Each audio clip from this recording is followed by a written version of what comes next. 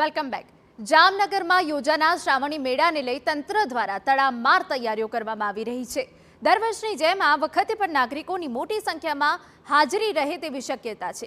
ત્યારે મહાનગરપાલિકાએ લોકમેળામાં વિશેષ સુરક્ષાના ભાગરૂપે 10 કરોડનો વીમો લેવામાં આવ્યો. ગત વર્ષ કરતાં આ વર્ષે રકમ બમણી કરવામાં આવી. તંત્ર તરફથી મેળામાં કોઈ અણબનાવ ન બને તે માટે પૂર્વ તૈયારીના ભાગરૂપે મહત્વનો નિર્ણય લેવામાં આવ્યો.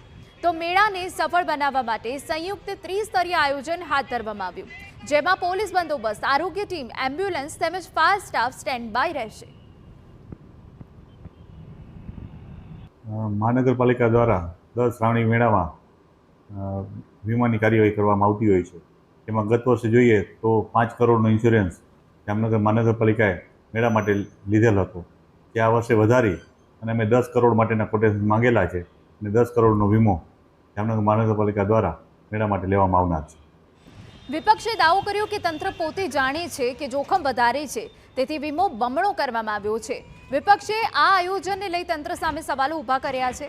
પ્રદર્શન ગ્રાઉન્ડની હાલત, સ્થળની મર્યાદિતતા અને ખોટી રણનીતિના કારણે આ વખતનું આયોજન ભીડ માટે અસુવિધાજનક બની શકે.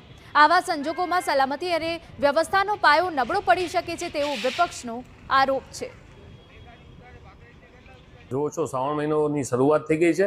શ્રાવણ મહિનાના જામનગર મહાનગરપાલિકાના આયોજિત 15 દિવસના મેળામાં ક્યાંક ને ક્યાંક તમે જુઓ છો, અમે વારંવાર કહી છે કે તમે પદાધિકારીઓને કહી છે, વહીવટદારોને કહી છે કે આપ જમીન ઉપર ઉતરી અને વ્યવસ્થા મેળાની સારી થાય, જામનગરની જનતાને ક્યાંય નુકસાન ના થાય, ક્યાંય એવા બનાવો ના બને.